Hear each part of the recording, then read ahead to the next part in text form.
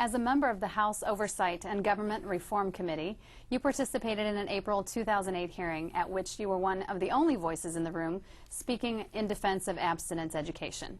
You've been a longtime advocate for abstinence education, and in 2006 you had your staff conduct a report entitled Abstinence and Its Critics, which discredits many claims purveyed by those who oppose abstinence education. What did you think of this hearing? Well, I personally feel I should have probably abstained from the hearing. Okay. It was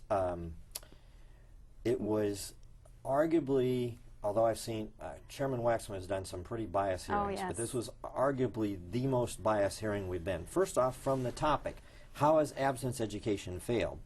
Rather than so you knew you were going to be fighting from the get-go. How hard is it to get kids to abstain from sex, regardless what program you give them, would have been a fair title.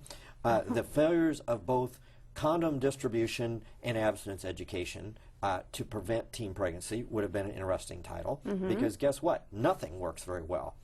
But their argument was based on a report that the Democrats did and asked for that said that certain abstinence programs hadn't been reaching the goals that we wanted. Now, the General Accounting Office, GAO, was very careful. They said some of these programs need to be improved, but they didn't make the claims that the Democrats' hearing subject or the chairman made or the media reprinted.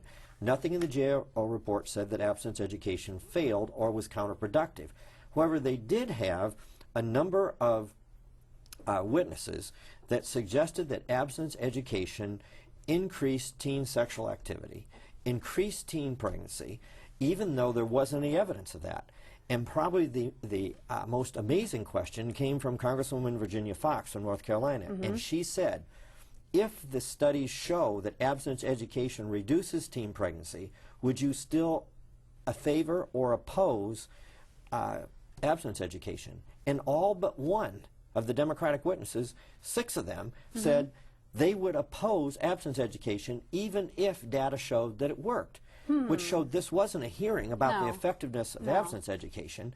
It was objecting to teaching morality. One of the members of Congress who's said to them, isn't this futile?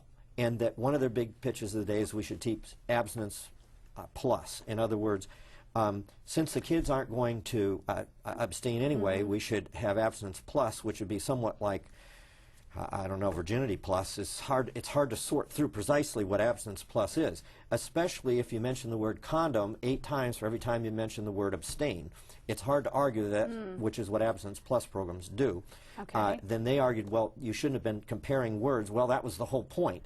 You shouldn't have been word counting, but that's what you said, is that it was abstinence plus, but it's not abstinence with a little bit of, and if you don't, it's a, don't do it, but here's what to do, since you're not going to listen to me anyway. I asked one of the members of Congress, so do you favor a no smoking plus? In other words, smoking's bad, but since we know you're going to smoke anyway, here's the advantages of low tar cigarettes, here's medium tar cigarettes.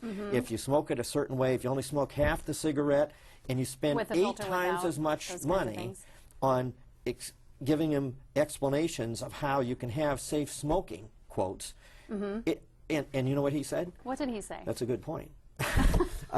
Yes, it's a good point. It happens to be at the core of the subject. I was particularly offended when 2 young people that were added to the supposed scientist panel. And how young were these people, these witnesses, so to speak? I thought initially they were 18 to 22, but I think they were more in their late 20s. And they said, one had AIDS, and he said, if it hadn't been for an abstinence program that didn't give him instruction on how to put the condom on correctly, he wouldn't have gotten AIDS. In other words, it's everybody's fault but his. And you know, one of the members said, are you saying in the abstinence program they didn't tell you that the only way not to get AIDS is not to have sex with a partner you don't know their background? And he didn't answer that. The other thing was, abstinence programs are only recently funded by the federal government.